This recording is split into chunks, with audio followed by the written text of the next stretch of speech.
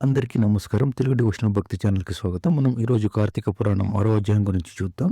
కార్తీక మాసం 6వ రోజు వినవలసినటువంటి కథ గురించి తెలుసుకుందాం. వశిష్ఠముని జనక మహారాజుతో ఈ విధంగా అంటున్నాడు. ఓ రాజశ్రేష్ఠుడా!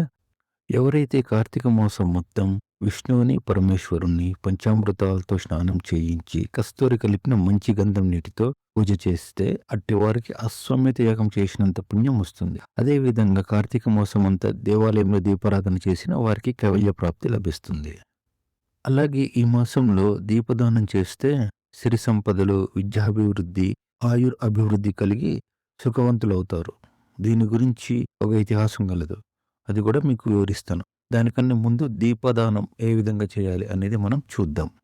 ఎవరైతే దీపదానం చేయదలిచారో వారే స్వయంగా పత్తిని తీసి శుభ్రపరిచి ఒత్తులు చేయాలి. ఆ తరువాత వరి పిండితో గాని, గోధుమ పిండితో గాని దీపంలాగా ప్రమిదలాగా చేయాలి. ఆ చేసిన తరువాత ఆ ప్రమిదలో ఆవు నెయ్యి వేసి దీపం వెలిగించి ఆ ప్రమిదను బ్రాహ్మణునికి దానం ఇవ్వాలి. శక్తి కొలది దక్షిణ కూడా ఇవ్వవచ్చును. ఈ ప్రకారంగా కార్తీక మాసం చేసి చివరి రోజున వెండి ప్రమిదను బంగారంతో ఒత్తుని చేయించి ఆవు నెయ్యి నిండుగా పోసి వెనుక చేసిన ప్రకారంగా గోధుమ పిండి ప్రమిదతో ఆవు నెయ్యి పోసి దీపం వెలిగించి ఈ నెల రోజులు దానం చేసి బ్రాహ్మణునికి ఇవ్వవలను. ఈ విధంగా చేస్తే దాన్ని దీపదానం అంటారు. ఇది శక్తి కొలది చేయవచ్చును.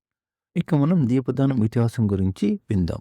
పూర్వకాలంన ద్రవిడ దేశంలో ఒక గ్రామంలో ఒక స్త్రీ ఉండే. ఆమెకు పెళ్ళైన కొంతకాలానికి ఆమె భర్త చనిపోయారు. సంతానం గాని, బంధువులు గాని ఎవరూ లేరు. అందుచే ఆమె ఇతరుల ఇళ్లలో దాసి పని చేస్తూ అక్కడే పూజిస్తూ, ఒకవేళ వారికి సంతోషంతో ఏదైనా వస్తువు ఇచ్చినా ఆ వస్తువులను ఇతరులకి అమ్ముకుంటూ, ఆ విధంగా తన వద్ద పోగిన సొమ్మును తిరిగి వడ్డీలకి ఇస్తూ మరింత డబ్బును కూడబెట్టుకుంటూ ఉండేది. దొంగలు దొంగలించి తీసుకొచ్చిన వస్తువులను కూడా తక్కువ ధరకు కొని ఇతరులకు ఎక్కువ ధరకు అమ్మేది. ఈ విధంగా కూడబెట్టిన ధనము వడ్డీలకు ఇస్తూ శ్రీమంతుల ఇంట్లో పని మనిషిగా పనిచేస్తూ తన మాటలతో వారిని మచ్చిక చేసుకుని వారి నుంచి భోజనం మరియు ఇతర వస్తువులను కూడా తీసుకునేది. ఆమె ఒక్క దినం కూడా ఉపవాసం గాని, దేవుని మనసారా ధ్యానించడం గాని చేయలేదు. పైగా వ్రతాలు చేసేవారిని, తీర్థయాత్రలకు వెళ్లే వారిని చూసి అవహేళన చేసేది. పిడికిడు బియ్యం కూడా దానం చేయలేదు. అలా చాలా కాలం జరిగింది. ఆ తరువాత ఒక రోజున బ్రాహ్మణుడు శ్రీరంగంలోని శ్రీరంగ నాయకులను దర్శించుటకు బయలుదేరి మార్గమధ్యంలో ఈ స్త్రీ ఉన్న గ్రామానికి వచ్చారు. అతడు ఆ గ్రామంలో ఈ స్త్రీ గురించి వినడం జరిగింది. ఆ బ్రాహ్మణుడు ఆ స్త్రీ ఇంటికి వెళ్లి ఈ విధంగా చెప్తున్నాడు. అమ్మా, నేను చెప్పేది కాస్త విను. నీ కోపం వచ్చినా సరే నేను చెప్పేది నీ మంచి కొరకే విను అని చెప్పి ఈ విధంగా చెప్పడం ఆరంభించాడు.